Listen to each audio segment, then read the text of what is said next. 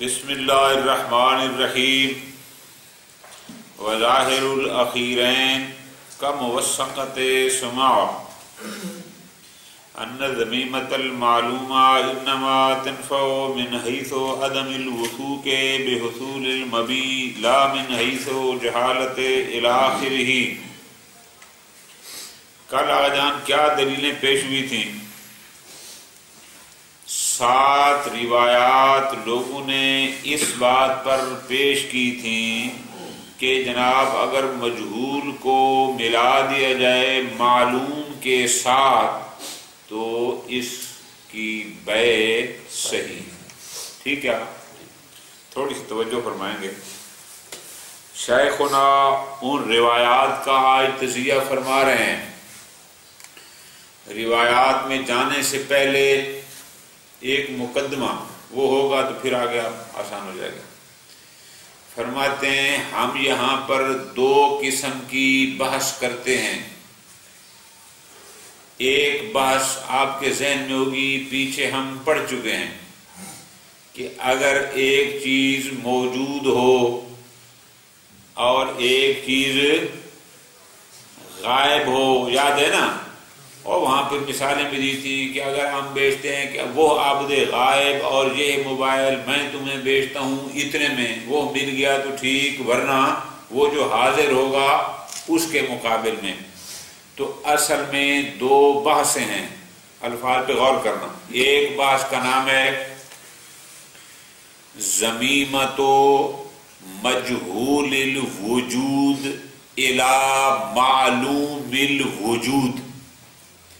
ایک چیز کا وجود خود مجہول ہے کہ وہ شے ہے یا نہیں ہے، اگر ہم اس کو ضمیمہ کر دیں اس شے کے ساتھ کہ جس کا وجود معلوم اور کنفرم ہے، آیا یہ بیع صحیح ہے یا نہیں ہے؟ یہ بات پیچھے گزر چکی ہے، یہ بات اور ہے۔ مجہول الوجود کو ضمیمہ کرنا معلوم الوجود کے ساتھ، یہ ایک بات ہے۔ اور ایک بات یہ ہے وجود معلوم ہے، وجود میں کوئی شک و شبہ نہیں ہے، بلکہ کیا ہے؟ مجہول المقدار و صفہ کو ضمیمہ کرنا معلوم المقدار و صفہ کے ساتھ، یہ اور بات ہے۔ خود وجود کا مجہول ہونا اور چیز ہے، وجود کنفرم ہے لیکن اس کی مقدار اور صفت کا مجہول ہونا یہ اور بات ہے۔ تو ہمارا محل بحث کون سا ہے؟ وہ ہے دوسری صورت، کون سی؟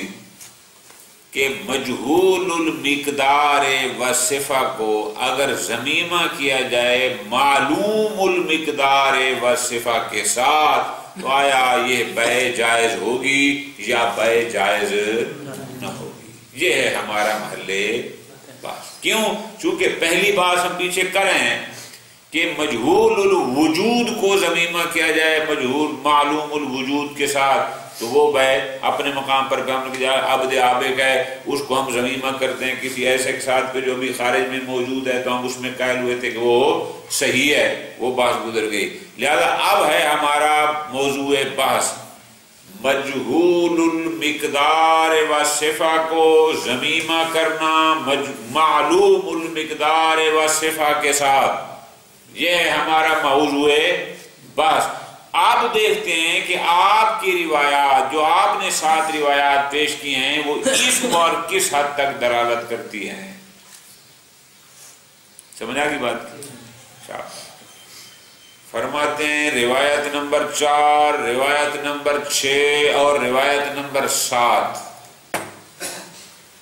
یہ جو 4 روایات ہیں تھوڑا سا آپ ان کے غور کریں تو یہ اثراً ہمارے موضوع بحث میں شامل ہی،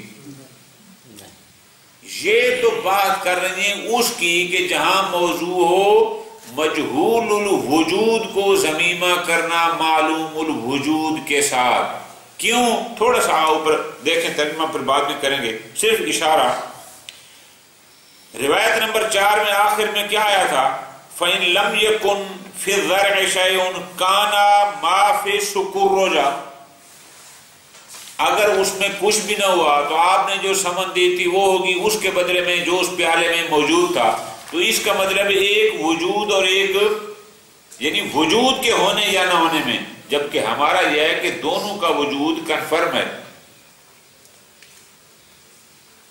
سمن یہی کہہ رہا ہے نا کہ یہ سمن ہو جائے گی اس کے بدلے میں جو پیالے میں موجود ہے. اگر زرع میں کچھ بھی نہ ہوا تو اگر نہ ہوگا تو وہ معدوم الوجود ہوگی یا معلوم الوجود ہوگی. معدوم، جبکہ وہ تو ہمارا محل لباس ہی نہیں. ہمارا محل لباس تو ہے کہ دونوں چیزیں یقیناً معلوم الوجود ہیں، صرف اس کی مقدار اور صفت میں ایک میں جہالت ہے اور ایک میں علم ہے. جبکہ یہ روایت اس محل لباس پہ شامل ہی. روایت نمبر 6 کو دیکھیں. روایت نمبر 6 اس کے آخر میں کیا تھا؟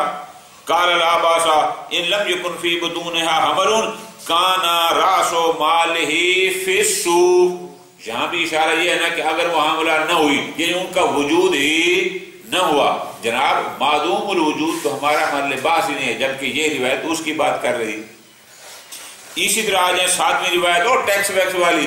وہاں بھی روایت میں کیا کہا امام نے؟ اگر کسی ایک کا بھی معلوم ہو تو اس نے جو ٹھیکہ دیا تھا ایک کے مقابل میں ہوگا. اس کا مطلب ہے دوسرا نہ بھی ہو تو وہ بن جائے گا معدوم الوجود، وہ بھی ہمارا محل لباس. لہذا تجزیہ شیخ میں یہ ہے کہ نمبر 1 روایت نمبر 4 روایت نمبر 6 اور روایت نمبر 7 میں سے یہ 3 روایات تو اول تو یہ ہمارے محل بحث کو شامل ہی. توجہ فرمائی. ایک اشکال آ گیا. نمبر 2 بہت غور کرنا ہوگا جی. نمبر 2 دوسرا اشکال کیا ہے؟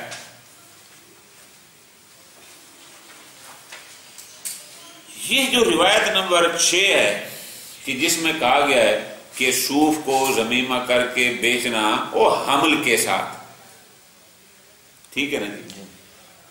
اس کا مطلب یہ ہے کہ یہ روایت پر اس روایت پر اشکال ہمارا یہ ہے. اول تو بہت سارے علماء یہ کہتے ہیں کہ جب تک صوف وہ اون چھون جو بھی ہے جانوروں پر ہے اس صورت میں ان کی بیع سرے سے جائز ہی. اول تو کچھ عدم جواز کے قائل ہیں. ایک. نمبر 2 اور اگر کوئی جواز کا قائل ہے بھی صحیح تو وہ مع ضمیمۃ الحمل جواز کا قائل نہیں ہے. تو اس کا مطلب ہے کسی فقیر نے بھی اس روایت پر من و عن پوری طرح عمل نہیں کیا. تو جب کسی نے بھی نہیں کیا تو آپ کیسے اس کو بطور دلیل ثابت کرتے ہیں؟ ٹھیک ہے جی، یہ اشکال ہے. لہذا اس حوالے سے بھی روایت نمبر 6 آپ کے مدعا پر دلالت نہیں کرتی. خوب. اسی طرح فرماتے ہیں روایت ابو بصیر اور روایت بزنتی، یہ کون سی روایات تھیں؟ روایت ابو بصیر روایت نمبر 3 اور روایت بزنتی روایت نمبر 1. ٹھیک ہے جی.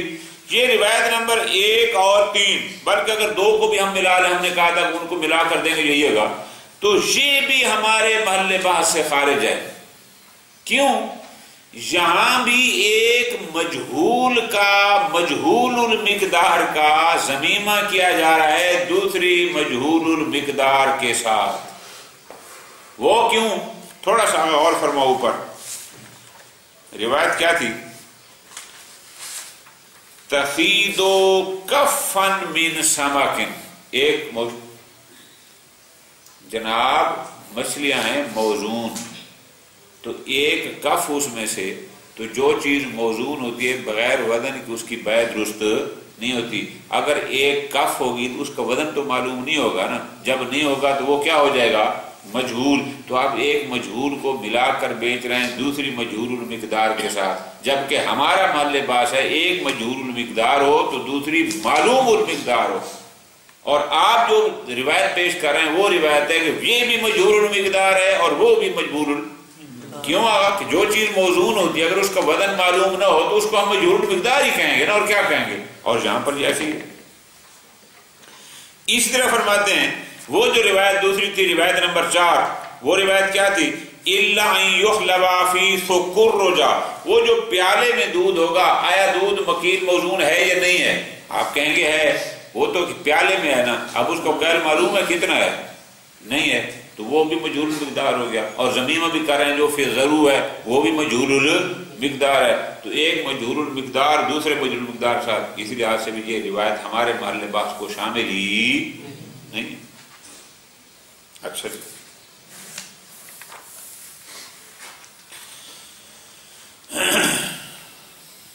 اس کے بعد اور ایک روایت بچتی تھی، کون سی؟ روایت نمبر 5۔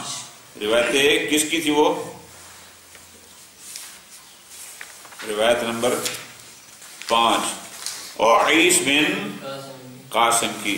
تو وہاں میں ہم نے کیا کہا تھا؟ بناء علی ان المراد، جا مراد یہ ہے، جا مراد وہ ہے۔ جو روایت خود مجمل ہے وہ کسی اور حکم کے استنباط کے لیے ماخذ کیسے بن سکتی ہے؟ نتیجہ بحث یہ ہوا کہ آپ نے جو 7 روایات دی ہیں وہ 7 روایات ہمارے محل بحث سے مضبوط ختم ہو گئی۔ ٹھیک، اس کے بعد ایک آخری بات، اور اس کے بعد پھر بات ختم۔ وہ کیا ہے؟ بالفرض ہم آپ کی باتیں مان لیتے ہیں، ثم علی تقدیر، بالفرض ہم آپ کی بات مان لیں کہ نہیں جناب ان روایات کی دلالت ہے کس پر؟ کہ ضمیمہ مجہول المقدار و صفہ ما معلوم المقدار و صفہ پر بالفرض مان لیں، تو پھر ہمارا یہاں پر سوال ہے، آپ اس سے کیا چاہتے ہیں؟ کیا آپ اس سے ایک قاعدہ کلیہ کا استنباط کرنا چاہتے ہیں ان روایات سے؟ کیا کہ جہاں بھی کوئی بھی معلوم المقدار و صفہ کسی اور کوئی بھی مجہول المقدار و صفہ اگر ضمیمہ کر دیا جائے معلوم المقدار و صفہ کے ساتھ، جہاں کہیں بھی ہو، چاہے مورد لبن نہ بھی ہو، مورد سمک نہ بھی ہو، کوئی بھی ہو، بس ایک قاعدہ کلیہ استنباط کرنا چاہتے ہیں، یہ مراد ہے، تو یقیناً جن فقہاء نے ان کو یہ روایات ہیں ان سے کوئی بھی اس قانون کا استنباط نہیں کرتا، وہ خود اس قانون کے مخالف ہیں۔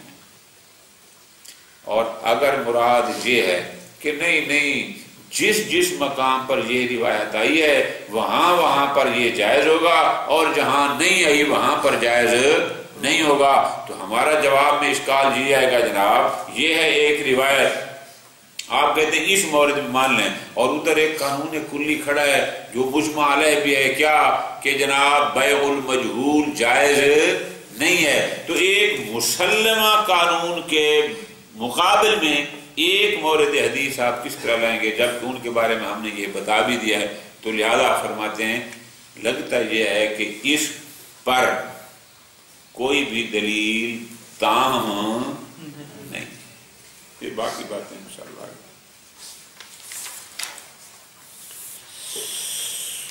وظاہر الاخیرین، روایت نمبر 6 اور 7 کا موثقہ، یہ بھی مثل روایت نمبر 4 کے ہے کہ یہ تینوں روایات ایک جیسے ہیں۔ کیا تھوڑی سی مہربانی کرنا، جہاں پر وہ مقدمہ یاد رکھنا کہ ہماری بحث 2 قسم کی ہوتی ہے، ایک بحث ہوتی ہے کہ مجہول الوجود کو ضمیمہ کرنا معلوم الوجود کے ساتھ، اور ایک بات ہوتی ہے کہ نہیں وجود دونوں چیزوں کا کنفرم ہے، بلکہ وہ ہے کہ مجہول المقدار کو ضمیمہ کرنا مع معلوم المقدار۔ ہمارا محل بات دوسری صورت ہے، پہلی صورت نہیں ہے۔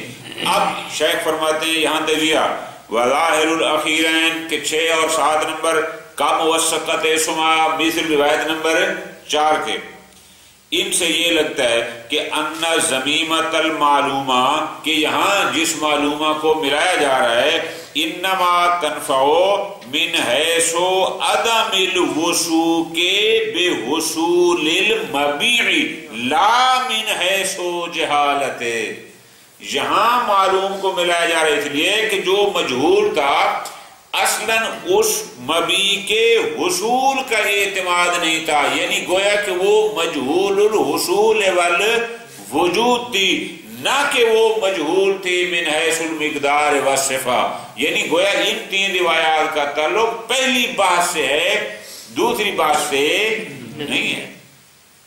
کیوں؟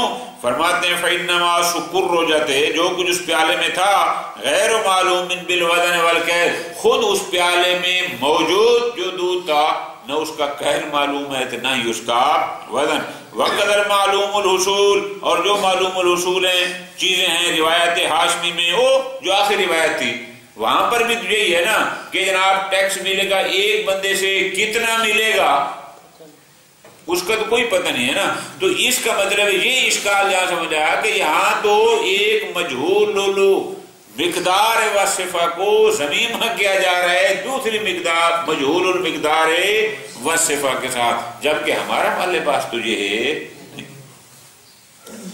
اسی طرح فرماتے ہیں ایک اور اشکال ہمارا، وہ روایت کیا ہے کہ ان المشہور المن من بیع الاسواف علی ظہور وہ جو روایت نمبر 6 آپ نے نقل کیا ہے اس پر پہلا اشکال تو یہ ہے کہ جناب صاحب حدائق نے بھی کہا ہے اور بھی بزرگان اس کے قائل ہیں کہ جناب جب تک صوف وہ ان کے بال اور اون وغیرہ خود غنم پر موجود ہو تب تک اس کو بیچنا صحیح نہیں، بل ان الخلاف علیہ الاجماع، بلکہ صاحب خلاف نے تو اس عدم جواز پر دعوی اجماع کیا ہے۔ اگر اجماع ہے کہ جائز نہیں ہے تو پھر یہ روایت اس کے مقابلے میں کیسے آئے گی؟ پہلا اشکال تو یہ ہو گیا۔ دوسرا والقائلون بجوازہ، البتہ پھر بھی جو لوگ کہتے ہیں کہ نہیں اگر ابھی تک ان جانوروں پر باقی ہے بھی صحیح تو بھی بیچنا جائز ہے، تو استدلوا بروایت الکرخی، وہ بھی روایت کرخی اسی کا سہارا لیتے ہیں، لیکن مع منعہم عن مضمونہا، لیکن وہ بھی پوری کی پوری روایت کو قبول نہیں کرتے۔ کیا؟ من حیث ذم ما فی البطون الی الاسواق، کہ جناب وہ صوف کو کہ وہ کہتے ہیں ان کو بیچنا جائز ہے اور ان کے ساتھ ملا کر کے جو ابھی ان جانوروں کے شکم میں ہے وہ بھی اس طرح کی بیع کے جواز کو قائل نہیں ہے، تو اس کا مطلب ہوگا کہ اندر روایت لم یکل احد بظاہرها، پھر کسی نے بھی اس روایت پر جس کو ہم اردو میں کہتے ہیں من و عن عمل، کسی نے اگر لیا بھی ہے تو اس کے ایک حصے کو لیا ہے جبکہ دوسرے حصے کو، تو بس نتیجہ یہ ہوا کہ یہ روایت قابل عمل نہیں ہے۔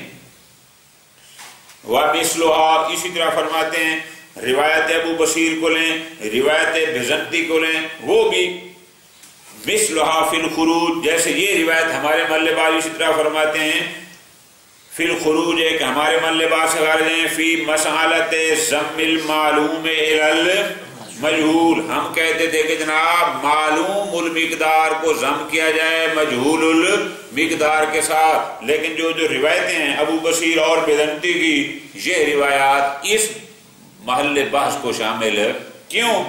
فرماتے ہیں دلیل ہے کہ فَإِنَّ الْكَفَّ مِنَ السَّمَكِ لَا يَجُوزُ بَيْعُهُ، انہوں نے کہا تھا نا کہ ایک او کف پکڑ لو، تو کف میں سمک اس کی تو بیع جائز نہیں ہے، کیوں؟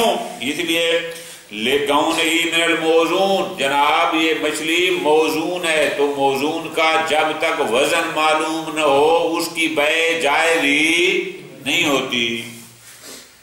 وَلِذَا جَعَلُوهُ مِنَ الرَّبْوِيَّاتِ، اور یہی وجہ ہے کہ علماء نے اس سمک کو بھی ان اجناس سے دیا ہے کہ جو جن سے ربوی ہوتی ہیں، توجہ فرما لی نا؟ خوب، اب یہاں پر ایک سوال مقدر آگے اس کا جواب، سوال مقدر یہ ہے کہ جناب اگر یہ ربویات میں سے ہے تو کبھی بھی کسی بھی منزل پر اس کو بغیر وزن کے بیچنا جائز نہیں ہے، جبکہ علماء کہتے ہیں اگر مچھلی کا ڈھیر لگا پڑا ہے اور مشتری اس کو دیکھ رہا ہے تو مال مشاہدہ بھی بیچنا جائز ہے، تو جواب میں کہتے ہیں اس میں کوئی حرج نہیں ہے، کیوں؟ وہ جیسے ایک لوہا ہوتا ہے کہ جس کا وزن کیا جا سکتا ہے اور ایک وہ ہوتا ہے کہ جس کا وزن نہیں کیا جا سکتا، تو جہاں وہ تاثر کی بنیاد پر اگر وہاں بھی تو ہم کہتے ہیں نا کہ اس کو بغیر وزن کے بیچنا جائز ہے، تو یہاں مچھلی میں بھی تقریباً وہی ہوگی، اگر تھوڑی بہت ہے جس کا وزن ہو سکتا ہے تو وزن کرنا ضروری ہے، لیکن اگر بہت زیادہ ہے کہ جس کا وزن مشکل ہے تو پھر اس کو مال مشاہدہ بیچ دیا جائے، تو اس کی کوئی منافات نہیں اس کے موزون ہونے کے ساتھ، کیوں؟ بہت سارے ایسے موزون ہیں کہ جہاں وزن مشکل ہوتا ہے تو بغیر وزن کو بھی ان کو بیچنا جائز ہو جاتا ہے۔ یہ سوال مقدر کا جواب ہے.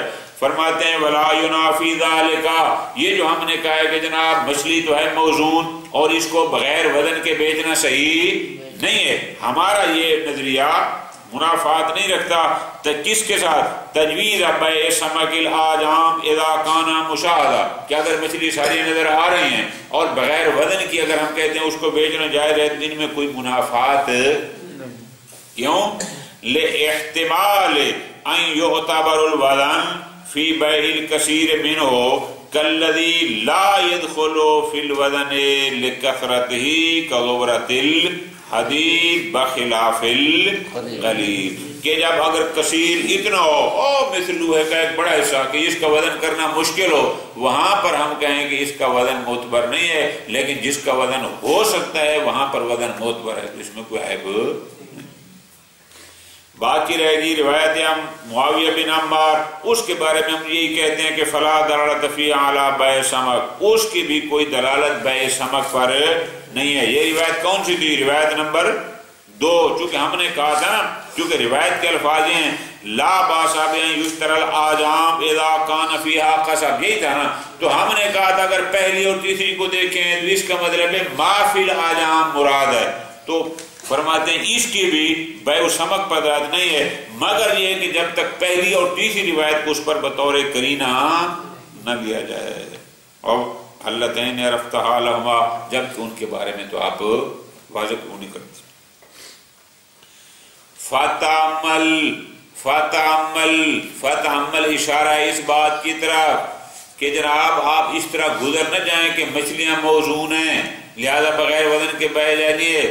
مچھلی میں فرق ہے، جب تک مچھلی زندہ ہے وہ موزون شمار نہیں ہوتی، مچھلی مرنے کے بعد موزون ہوتی ہے. کیوں؟ چونکہ وہ آ جاتی ہے حکم لحم میں، اور لحم موزونات میں سے ہے. تو جب تک زندہ ہے وہ موزون نہیں ہے، تو جب موزون نہیں ہے تو اس کو بیچنے میں کیا حرج ہے؟ سمجھ آ گئی بات کی؟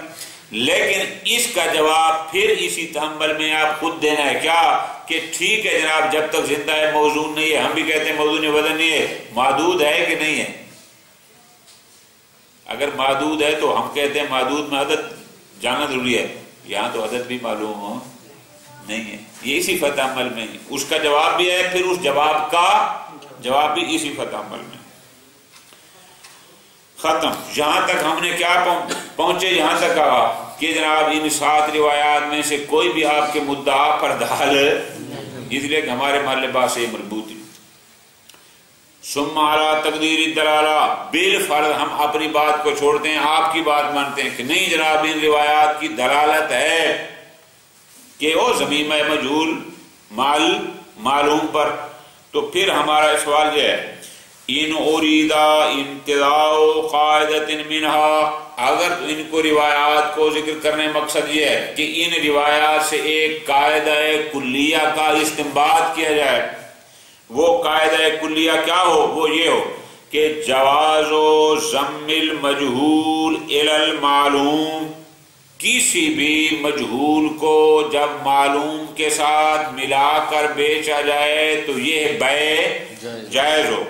وَإِنْ كَانَ الْمَعْلُومُ غَيْرَ مَقْصُودٍ بِالْبَيْعِ، چاہے وہ معلوم مقصود بالذات بیع میں نہ بھی ہو، بلکہ اس کو صرف ملایا جا رہا ہے إِلَّا حِيلَةً، ایک شریف ہیلے کے طور پر، لِجَوَازِ نَقْلِ الْمَجْهُولِ، اگر تو مراد اس قسم کا ایک قانون اخذ کرنا ہے فلا دلالت فیہا علی ذلک، ان روایات کی کسی ایسے قاعدے کلیہ پر بھی کوئی دلالت نہیں ہے. وَلَمْ يَظْهَرْ مِنَ الْعَامِلِينَ بِهَا، اور جو لوگ ان روایات کو قابل قبول سمجھتے ہیں اور ان پر عمل کرتے ہیں وہ بھی اس قسم کے کسی قاعدہ کے التزام کے قائل نہیں ہے کہ وہ کہیں کہ بس اس سے یہ قانون کلی حاصل ہو گیا. بل المعلوم من بعضهم، بلکہ ان میں سے کچھ بزرگان، آگے فرماتے ہیں نہ کہ کچھ بلکہ اکثر، وہ الٹا اس کے خلاف بھی ہمارے پاس ان کے فتاوی موجود ہیں. کیوں؟ فَإِنَّا نَعْلَمُ مِنْ فَتَاوِهِمْ، کیونکہ ہم انہی فقہا کے فتاوی کو خود جانتے ہیں. کیا؟ عدم التزامهم لجواز بیع كل مجهول من حیث الوصف او التقدیر بمجرد ضم شیء معلوم الیہ، کہ خود انہی بزرگان کے فتاوی موجود ہیں کہ بہت سارے مقامات پر بھی کہتے ہیں کہ اگر کوئی شے من حیث الوصف مجہول ہو یا اس کو مجہول فرض کریں تو صرف کسی معلوم کو اس کے ساتھ ملا دینے سے اس کی بیع جائز نہیں ہے. تو اس کا مطلب ہے وہ بھی ان روایات سے کسی قاعدہ کلیہ کا استنباط نہیں کرتے. وَإِنْ أُرِيدَ، لیکن اگر آپ مراد یہ ہے کہ نہیں جناب ان روایات سے کسی بڑے قانون کا استنباط نہیں کیا جا رہا بلکہ ان سے تو فقط کیا ہے الاقتصار علی مورد نصوص، فقط لبن کے لیے، فقط سمک کے لیے کہ جس مورد میں روایات ہیں انہی پر اقتصار ہے، یعنی بیع سمک الاجام ولبن الزر وما فی البطون مع الاسواب، یہ تین قسم کے ہیں نا کہ مراد ہے کہ انہی تین پر اکتفا مراد ہے. فالامرو، تو پھر البتہ بات بن سکتی ہے، لیکن مطلقاً نہ، وہ بھی اس صورت میں علی تقدیر الاغمال عن مخالفت هذه النصوص للقاعدة المجمع علیها بین القل. وہ کون سا قاعدہ ہے کہ اس پر اجماع ہے؟ وہ ہے من عدم جواز البیع المجہول مطلقا، قانون مجمع علیہ یہ ہے کہ مجہول کی بیع مطلقاً جائز. اگر ہم اس قانون سے اغماض کر لیں، غض بصر کر لیں، اس کو سامنے نہ رکھیں تو پھر تو کہہ سکتے ہیں کہ ان دو تین مقامات پر ایسا صحیح ہے، لیکن اگر ہم اس کو بھی سامنے نہ رکھیں گے تو پھر یہ مشکل ہو جائے گا. صلی اللہ علیہ وسلم.